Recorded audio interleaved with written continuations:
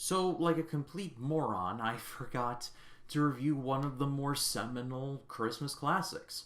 You may have heard of it. It's called Home Alone. And it's strange because I literally watch this movie every Christmas or around Christmas with my mom. So, I don't know what I was thinking, but here we are. And to help me with this, I enlisted a good friend of mine. You've seen him on the channel before. It's Brevon from Brevon's Flicks and Games. So, Brevon, take it away. Hello everyone, yours truly, Brevon Thompson is here, and I want to give a big thank you to Ryan for inviting me to review Home Alone on his channel. And when it comes to Home Alone, this is one of my favorite films to watch during the Christmas season because I believe like a lot of us really love to watch Home Alone during the Christmas season because it's a favorite at this point. Because I mean, when it comes to Christmas movies that everyone like intends to watch during the Christmas season, I mean, you have It's a Wonderful Life, various versions of The Christmas Carol, Christmas Story, Die Hard, Elf, Christmas Vacation, various like Christmas animated films, various versions of The Grinch, and of course Home Alone. There's just so many to choose, and Home Alone is one of my personal favorites. Directed by Chris Columbus, who would direct the sequel, as well as the first two Harry Potter films. What he manages to accomplish with this film, it's when it comes to this film overall, it holds a special place in a lot of people's hearts, myself included, in case you can't tell. So when the McAllister family leave for vacation to go to Paris, they accidentally leave behind 8-year-old Kevin, played masterfully by Macaulay Culkin, and it looks like he finally got his wish to have the house by himself and wishing that his family disappeared. I've always loved the line, "I made my family disappear." That shot alone, that's just perfect, especially when he says that line while looking at the camera. But he also has to protect his house from a couple of burglars known as the Wet Bandits, played superbly by Joe Pesci and Daniel Stern. And when it comes to the Wet Bandits, they are hilarious, especially when it comes to the montage of like them like when they go through each one of Kevin's traps. It's played like, I mean, the humor in this works. It's kind of like slapstick. I mean, it almost kind of makes it look like a Saturday morning cartoon, but because of that, it works.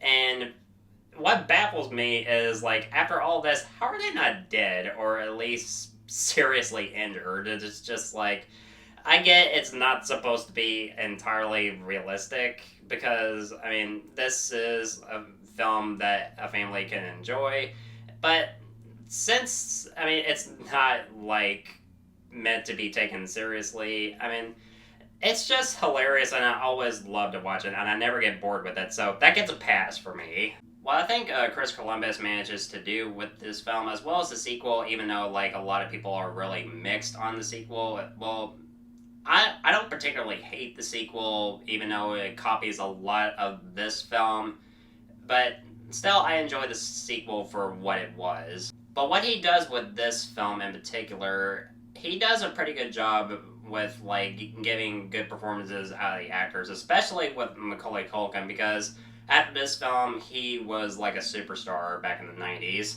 And when it comes to the Wet Bandits, I mean, played really good by Joe Pesci and Daniel Stern. When it comes to them in particular, especially with them, like, going through, like, each of the traps and suffering through, like, so much humiliation and pain, it's just so great to watch. And it's kind of like I mean, whenever I remember as a kid, I would like always like to fast forward to the scene alone, and it's just like I never get bored of it, like I said. And outside of like the acting and of Chris Columbus's direction, I really love the score by John Williams. He's my favorite composer. He's the best that we have working on film scores. Because without his genius, movies like Indiana Jones, E.T., Jurassic Park, Star Wars, Superman, Home Alone, and Jaws, just to name but a few, just would not be the same. Because he's the best, and we can... Honestly, I don't think we can ever get amazing composer as John Williams because, like I said, he's the best that we have. As far as the subplot goes with Old Man Marley, I mean, the rumors surrounding this character of like him supposedly like murdering his family with a shovel. Well, in fact, when it comes to like one scene where he meets Kevin in a church, we found out that he's actually a good man who like has a difficult relationship with his son, and he wants to like have a at least some of a connection with his granddaughter, and due to like some advice that he's given to Kevin, he gives him the encouragement that he needed to try to reconcile with his son at the end of the film, which is what we see in one brief scene, and especially when he's embracing his granddaughter at the end of the film. I just love this film. I never really had any problems with it because it's a favorite to watch, especially during Christmas. Home Alone, I definitely recommend it, and I'm pretty sure that a lot of people will like to watch this during Christmas. It's just such a great movie to watch, and I want to thank Ryan again for having me on his channel to collaborate with him on Home Alone. I'm really looking forward to like what we're doing next. We already like done the Matrix videos, which I will be uploading pretty soon on my channel, and pretty soon after The Matrix Resurrections is released, we'll be doing a spoiler discussion on my channel, which I'm really looking forward to. And so again, thank you again, Ryan, and as always, if you want to know my thoughts on old or new films on my channel, of course, you know where to find me. I'll put the link to Brevon's channel in the description. He's got a great channel, and I highly recommend you check him out. No matter where you turn, no matter who you speak to, everyone has high regard for Home Alone. So much so that even the filmmakers have tried to repeat its success to diminishing returns every time, with this past year's offering being the center of the earth. It's that bad. However, I've tried to think as to why Home Alone is so regarded, and I think it's just all about the heart. The first 15 minutes are like the perfect setup for not only Kevin, but this family and the burglars. It's almost kind of beautiful how Chris Columbus sets up everything, not just with the house, but every dynamic with every character. It's like machine-like precision, however, there's also heart to it also. It's rare that you find a movie nowadays where the first 15 minutes are so efficient, but here we are. When Kevin feels sad, we feel sad. When he feels triumphant, we feel triumphant.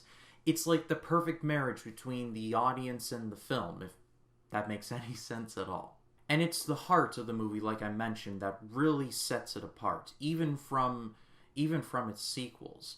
Probably the best part of the movie is the ending, and I don't know if I should spoil it, but if you've clicked on this video, then there's a high chance you've seen it, so I'll talk about it generally speaking. So after everything that has happened, Kevin's mom appears, like, after being up for like 60 straight hours, like traveling in a van with the Kenosha Kickers, rest in peace John Candy, and the two see each other for the first time, and it's this beautiful moment, and then Kevin's like, you did kind of leave me at home. And kind of sensing this, Catherine O'Hara, who, by the way, completely rocks her performance here. Like, she doesn't get talked about enough in this movie, and I think she should, because she is incredible here. Anyway, sidebar. After Kevin hesitates, she's like, oh, Kevin, I'm so sorry. And you can just tell, like, from her voice, from her face, it's perfect. And then the two embrace, and John Williams' music swells. It just... oh, it's so good. I or Brevon don't need to tell you how good this movie is, because this movie is excellent. If for some reason you have not seen it, it's on Disney+. That's your homework for the evening.